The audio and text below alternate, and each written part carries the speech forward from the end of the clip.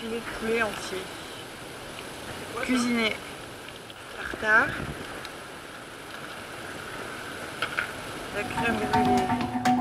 Près d'un restaurateur sur 7 servirait aujourd'hui ces produits sous vide ou lyophilisés, tout droit sortis des chaînes de l'industrie alimentaire.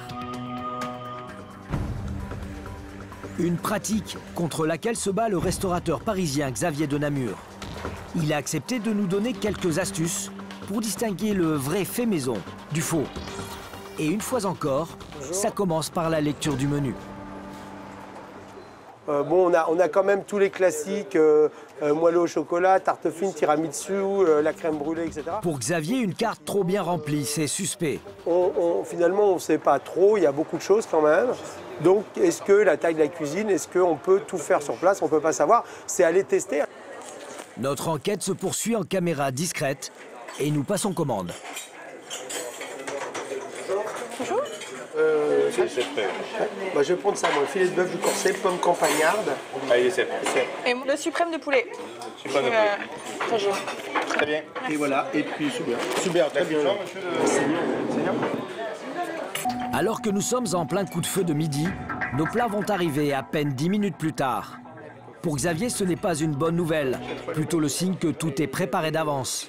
Pour en avoir le cœur net, nous demandons au serveur l'origine du poulet. Fait maison, évidemment. Ah, tatouille, oui. Et le poulet? Le Poulet? Ah oui, le poulet, c'est pas moi qui l'élève, mais... Un poulet fait maison. Pourtant, quand Xavier le goûte, il n'a plus de doute, c'est un plat sous vide. C'est du poulet industriel qui a été peut-être précuit. Vendu presque 20 € à la carte, le prix de ce poulet sous vide ne dépasserait pas 4 € selon notre restaurateur enquêteur. Une belle marge pour cet établissement. Pour le dessert, nous choisissons 2 classiques des menus brasserie. Et là encore, Xavier s'en fait confirmer l'origine avant de goûter. De A à Z. De A à Z. Moi, je vais prendre une crème brûlée. Une crème brûlée et moi, je vais prendre le tiramisu maison. Tiramisu maison, crème brûlée. Merci. Lorsque le tiramisu arrive, c'est une bonne surprise. Alors voilà, un goûtons. Ça c'est maison. En revanche, la crème brûlée ne le convainc pas. Non. Je vais faire goûter une crème brûlée que je fais moi, c'est pas ça. Là on est sur un espèce de goût de flan industriel. Intrigué par les questions que nous posons à ses serveurs, le gérant tient à savoir ce que nous reprochons à ses plats. Et il accepte de répondre à nos questions. La personne avec qui j'ai déjeuné, elle a pris le suprême de poulet doré minute. Quel genre de poulet c'est? Il est cru, on le poche nous-mêmes. Ah, vous pochez. Après, c'est peut-être la manière dont on le réchauffe. Dans la manière de réchauffer, Ouais. Parce qu'il était un peu... Trop mou. Un peu mou, ouais. La crème brûlée, je veux bien savoir comment vous la faites, parce que moi, à mon avis, à mon sens, hein, Ouais. je dis la vérité. Je ne suis pas là pour vous, que vous machin et tout. Pour moi, ce n'est pas une crème brûlée qui est faite à partir d'œufs frais, de lait frais et de vanille. C'est une crème brûlée qui est... C'est du lait frais, si j'en suis sûr. Des œufs frais, c'est des œufs en briques, mais bon, c'est des œufs. On peut aller voir le chef, on peut poser la question au chef avec mille plaisir. Le chef pour lui demander comment il fait sa crème brûlée. Sûr de lui, le gérant nous invite en cuisine. Xavier, lui, n'en démord pas, le poulet et la crème brûlée ne sont pas maison. Bonjour chef. Mais comment le chef va-t-il nous accueillir? Restaurateur, j'avais un doute sur le poulet. Le poulet, qu'est-ce qu'il a le poulet? Le suprême de poulet. Oui. Pour moi, le suprême de poulet, enfin le poulet qu'on a mangé, il y avait un truc de quelque chose comme une pré-cuisson ou quelque chose comme ça. Je me trompe ou pas? Non, je ne me trompe pas. Le chef reconnaît ne pas cuisiner son poulet alors qu'il est en train de préparer lui-même des rognons. C'est le problème de ce restaurant, obligé de mélanger le frais et le tout fait pour assurer sa carte. Tout faire soi-même, il y a des choses qui pour moi sont une perte de temps. Gêné par tant de franchise de la part de son chef, le restaurateur tente, lui, de trouver des circonstances atténuantes. Tout seul le matin jusqu'à midi et tout seul. Ah ouais, c'est chaud. Tout seul. Ah ouais, c'est chaud. Ouais, parce que... Parce que je peux pas me permettre d'en payer un autre aussi. Alors ça, c'est un problème. Pourquoi vous ne pouvez pas vous permettre d'en payer un autre? Parce que je paye trop cher en redevance. Et parce que j'ai trop de charges. C'est tout. Trop de charges à payer, difficulté à trouver du personnel, chacun avance des explications à ce fait maison qui n'en est pas. Mais la réalité, c'est que les préparations industrielles représentent un gain d'argent et de temps pour ces professionnels de la restauration. Et notre crème brûlée n'échappe pas à cette règle. Alors, on voulait savoir si la crème brûlée, c'était vous qui l'aviez faite ou est-ce que c'était une brique? Il y a des jours, j'en ai toujours un peu d'avance et il y a des jours où la crème brûlée, vu que ça me prend du temps. Ça n'a quand même rien à voir avec une crème brûlée qu'on fait nous-mêmes. On met 2 crèmes brûlées l'une à côté de l'autre. Je vous fais un test sur 100 personnes et vous allez voir que vous allez avoir 90 personnes qui vont trouver la vraie crème brûlée de la crème brûlée industrielle.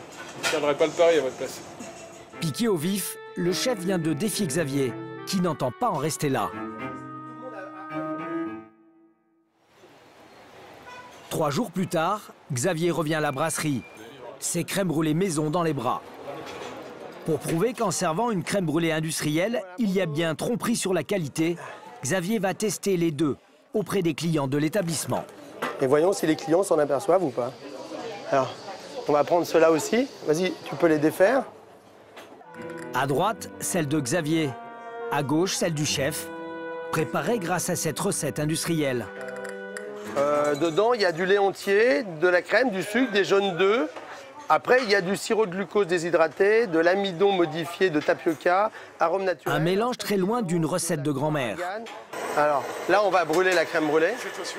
Au premier coup d'œil, la ressemblance est parfaite. Mais les clients vont-ils s'y laisser prendre? Bonjour. Voilà, donc c'est à vous. Je vous donne, vous avez une cuillère chacune. Vous goûtez. Sous l'œil amusé du chef, Xavier attend le résultat de son expérience. Vous préférez laquelle? Celle-là. Alors pourquoi vous préférez celle-là? Moi, je trouve que c'est plus naturel. C'est plus naturel, d'accord. Celui-ci, le goût, ça change un peu. Ouais. Donc, je sais pas, il y a un parfum. Le parfum qui semble déranger la cliente, c'est l'arôme de la brique industrielle que le restaurateur pose sur la table. C'est fait avec ça. C'est pour ça. C'est pour ça quoi? C'est meilleur. Ah oui, donc vous voyez bien la différence. Donc chef, alors, en tout cas, le premier coup, il n'y a pas photo. Hein. D'accord. Un premier succès pour Xavier, mais il n'entend pas en rester là. Et voilà, messieurs, 2 crèmes brûlées à tester. Testez dans le sens que vous voulez.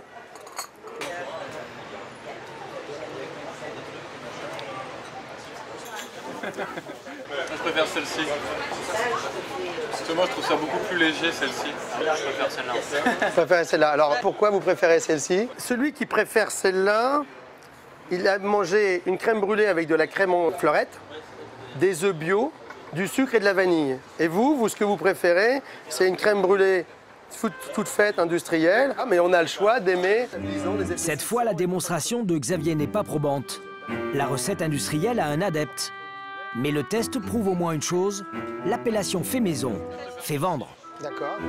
Si vous aviez eu l'information sur crème brûlée industrielle, est-ce que vous l'auriez pris ou crème brûlée maison, vous auriez choisi quoi? J'aurais choisi celle-ci. Sans même avoir goûté.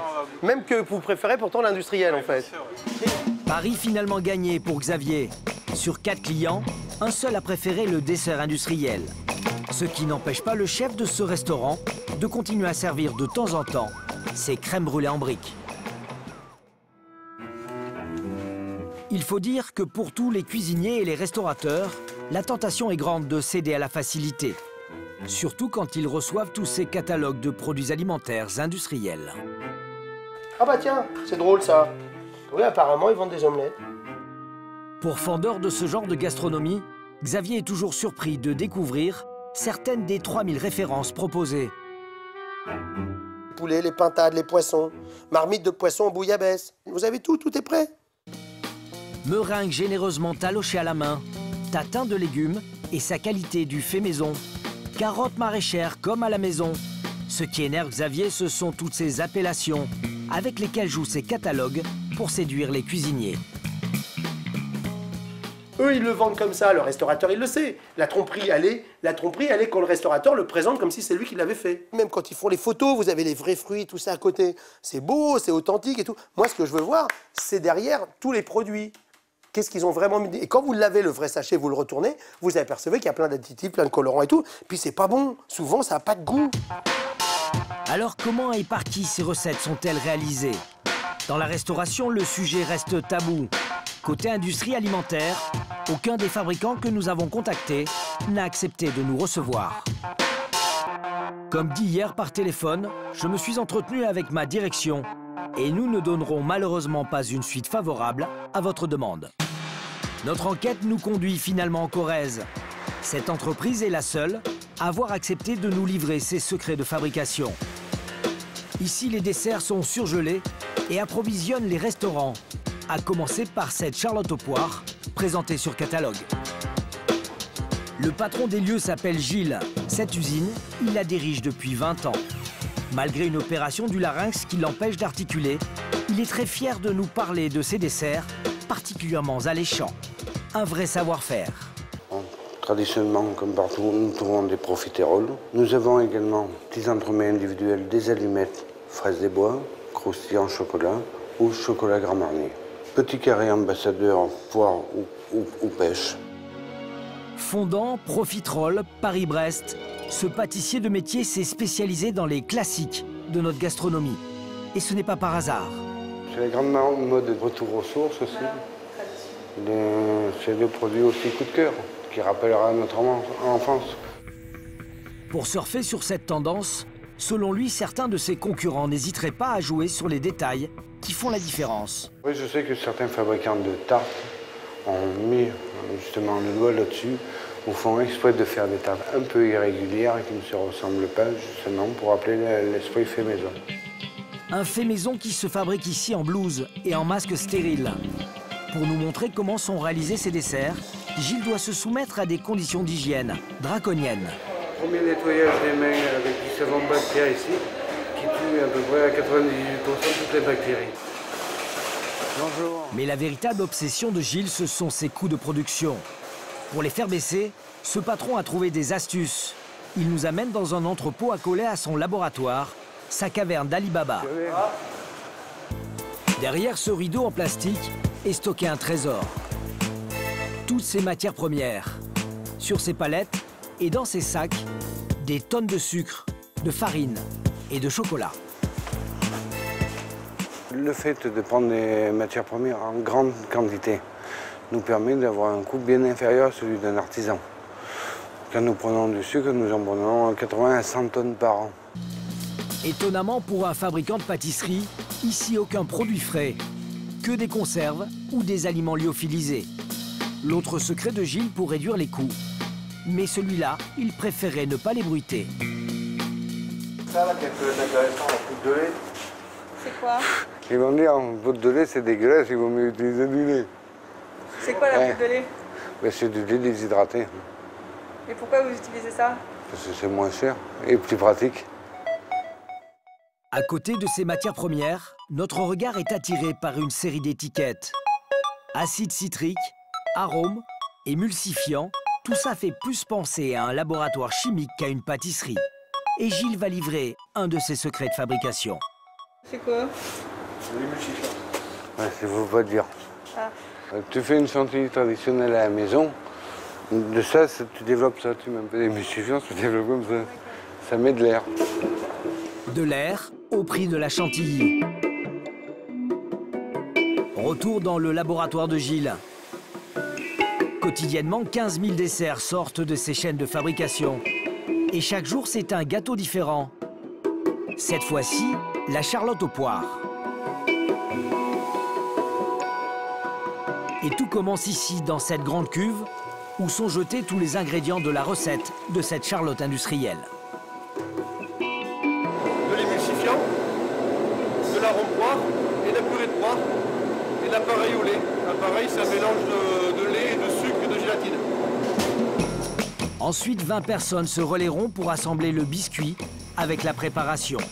Jusqu'à la touche finale, les poires en conserve, le nappage pour l'aspect gourmand et les amandes pour le fait maison. Le tout fabriqué en 20 minutes. Ces desserts seront ensuite congelés avant d'être expédiés. Et c'est comme cela que ces charlottes aux poires se retrouveront peut-être un jour sur la carte de votre restaurant préféré.